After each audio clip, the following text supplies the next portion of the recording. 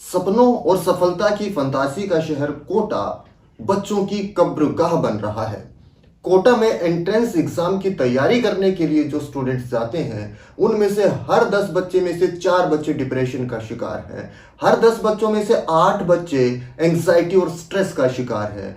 हर 15 दिन में एक बच्चा सुसाइड कर रहा है। आखिर कोटा में चल क्या रहा है?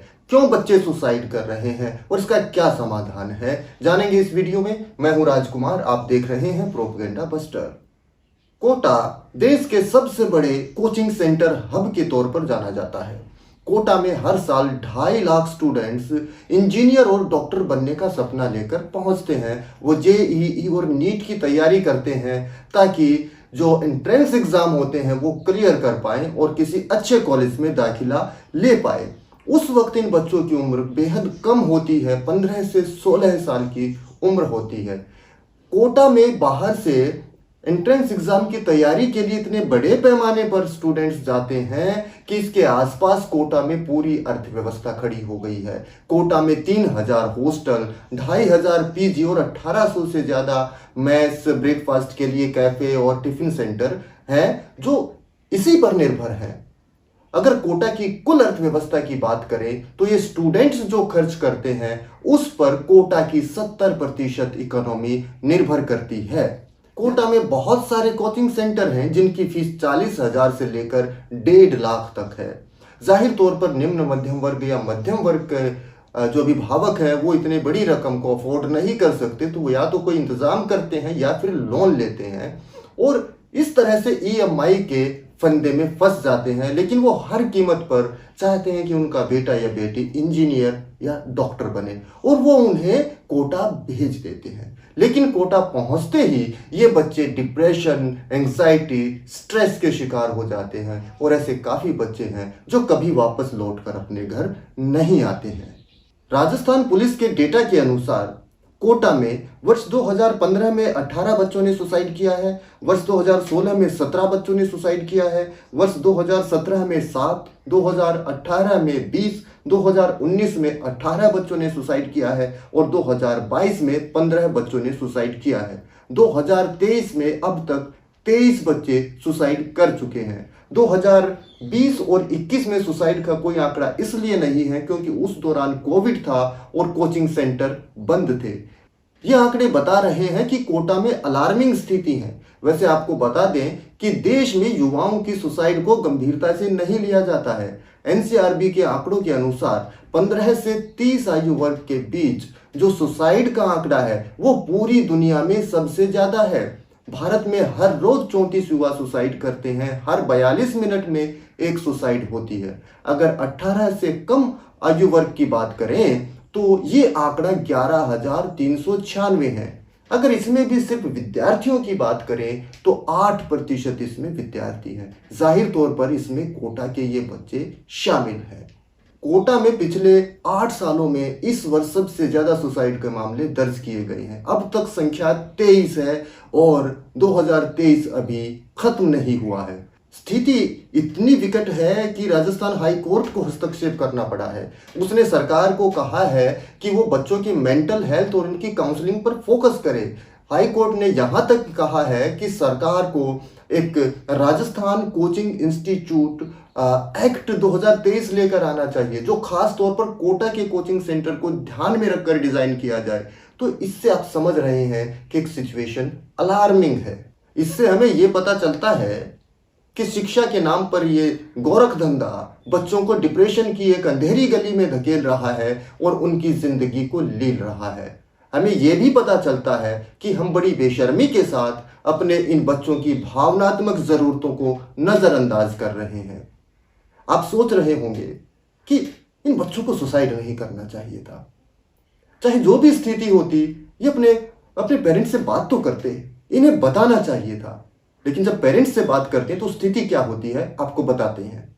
कोटा पुलिस के एक एएसपी ने बताया कि एक बार उन्होंने कोचिंग सेंटर के एक विद्यार्थी को देखा और देखने से पता लग रहा था कि बच्चा तनाव में है, डिप्रेशन में है। उन्होंने बच्चे से बात की और उसके बाद बच्चे के पिताजी को फोन मिलाया और उन्हें पूरी स्थिति बताई कि आपके बच्चे की ऐसी स्थिति है। तो पिताजी ने स्थिति को स्वीकार करने से ही मना कर दिया। बोले इसको क्या होगा, ये तो औरों को डिप्रेस कर दे। तो एएसपी ने उनको समझाया कि ऐसा है, आप आ जाइए और कुछ दिन के लिए बच्चे को ले जाइए, हो सकता है इसका मन थोड़ा ठीक हो। लेकिन पिताजी ने नानुकुर की कि इतनी जल्दी टिकट की बुकिंग कैसे होगी, ट्रेन नहीं मिलेगी, रिजर्वेशन नहीं है, इतनी जल्दी कैसे आ सकता हूँ, फला काम है, ढिमकाना काम है। तो एएसपी को उन्हें धमकाना पड़ा कि या तो आप आइए, नहीं तो मैं आपके खिलाफ एफआईआर दर्ज करूंगा। उसके बाद पिताजी आए।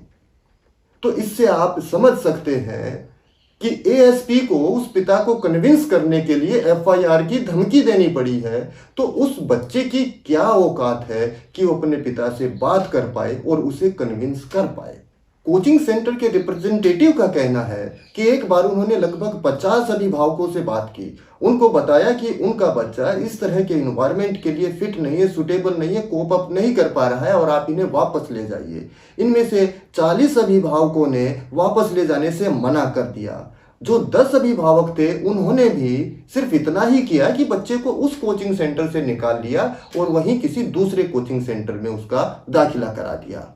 कोटा की ही एक मनोवैज्ञानिक हैं जो कोचिंग सेंटर में पढ़ रहे इन बच्चों की काउंसलिंग करती हैं। उन्होंने बताया कि जब अभिभावकों से बात की जाती है तो वो इस स्थिति को स्वीकार करने के लिए ही तैयार नहीं होते हैं और ये कहते हैं कि ये नाटक कर रहा है या नाटक कर रही है। तो ये एक स्थिति है। इस स्थिति से हमें ये पता लगता है कि पहली बात तो है कि अभिभावकों से बात करना बहुत मुश्किल है।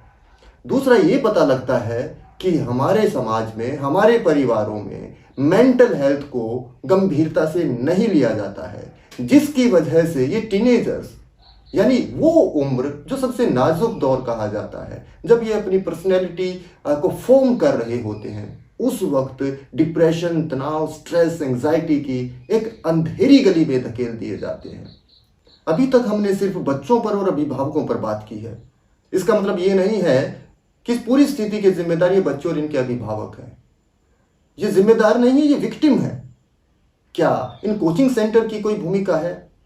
बच्चों का इतने बड़े पैमाने पर सुसाइड करने के जो कारण हैं उनमें मेंटल प्रेशर है, कंपटीशन एक्सट्रीम है और सक्सेस रेट बहुत ही कम है, जिसकी वजह से एक डिसअपॉइंटमेंट होता है। इसके अलावा पीयर प्रेशर है। जो टीचिंग मेथड है वो बहुत रिग्रेस है। बच्चों को 14 से 15 घंटे तक पढ़ना पड़ता है, जिसकी वजह से उनकी सोशल लाइफ जो है वो बहुत इससे प्रभावित हो जाती है। प्रॉपर काउंसलिंग की कोई व्यवस्था नहीं है। इसके अलावा जो ग्रीवेंस रिड्रेसल का मैकेनिज्म है वो भी प्रॉपर नहीं है, वो बहुत ही एक तरह से कह सकते हैं कि कमजोर है।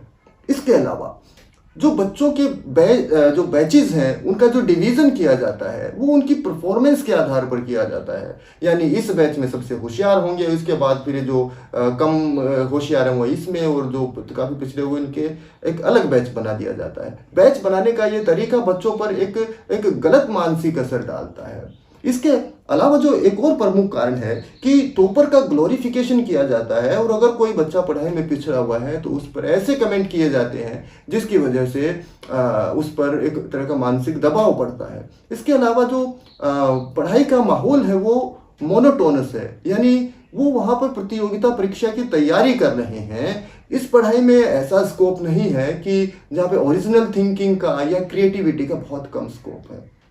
इसके अलावा जो को करिकुलर एक्टिविटी है उसकी भी बहुत ही कम गुंजाइश बचती है। और एक और प्रमुख कारण है जिसकी वजह से बच्चे इस अंधेरी गली में फंसते हैं कि वो घर से दूर होते हैं। कोटा के इन कोचिंग सेंटर में बच्चों के सुसाइड के मामलों को देखते हुए राजस्थान सरकार ने एक कमेटी का गठन किया। इस 13 सदस्यीय कमेटी ने अपने दिशा निर्देश जारी किए हैं। कमेटी ने अपनी रिपोर्ट में और दिशा निर्देशों में कहा है कि जितने भी स्टेक होल्डर हैं, चाहे वो कोचिंग सेंटर के मालिक हों, चाहे मेस में काम करने वाले लोग हों, वार्डन हो, हॉस्टल से संबंधित स्टाफ हो, टीचर हो, इन पूरी स्टाफ को जो है इसकी ट्रेनिंग की जाए और इनको सेंसिटाइज किया जाए। इसके अलावा दिशा निर्देश में कहा गया है कि वहाँ पर प्रॉपर काउंसलिंग और ग्रीवेंस रिड्रेसल मैकेनिज्म होना चाहिए। गाइडलाइंस में ये भी कहा गया है कि कोचिंग सेंटर को जो पंखे हैं उनमें स्प्रिंग मैकेनिज्म का इस्तेमाल करना पड़ेगा। स्प्रिंग मैकेनिज्म एक डिवाइस होती है कि अगर आप पंखे पर 20 किलो से ज़्यादा कोई भार लटका देते हैं तो पंखा नीचे लटक जाता है। साथ साथ ये भी कहा गया है कि कोचिंग सेंटर को अपने परिसर में एंटी सुसाइड नेट्स का इस्तेमाल करना पड़ेगा ताकि कोई बच्चा कोई एक्सट्रीम स्टेप ना ले पाए, उसे रोका जा सके। अच्छी बात है कि राजस्थान सरकार ने इस मुद्दे को गंभीरता से लिया, एक कमेटी का गठन किया और दिशा निर्देश जारी किए। राजस्थान सरकार ने डिप्टी कलेक्टर जो है कोटा के, उन्हें मनोनीत किया है कि वो इस बात को सुनिश्चित करें कि सभी कोचिंग सेंटर में इन दिशा निर्देशों का पालन हो। लेकिन क्या ये काफी है? मेरा मानना है कि पूरे एजुकेशन सिस्टम में सुधार की जरूरत है। एजुकेशन सिस्टम की सर्जरी होनी चाहिए, लेकिन सरकारें उसे पैरासीटामोल दे रही है। इसका एक सिरा शिक्षा के प्राइवेटाइजेशन से भी जुड़ा हुआ है और ये कोचिंग सेंटर शिक्षा के प्राइवेटाइजेशन के सबसे क्रूर और अश्लील रूप है। हमारे यहाँ पर सरकारी स्कूलों को बर्बाद किया गया है और अभिभावकों को और बच्चों को इन प्राइवेट संस्थानों के हवाले कर दिया गया है। प्रतियोगिता की संधि लड़ाई में धकेल दिया गया है। सरकारी स्कूलों की दुर्दशा की क्या कहानी है, ये जानने के लिए आप इस वीडियो को देखें। मैंने पूरी पड़ताल की है कि सरकारी स्कूलों में कंप्यूटर एजुकेशन की क्या स्थिति है। नमस्कार।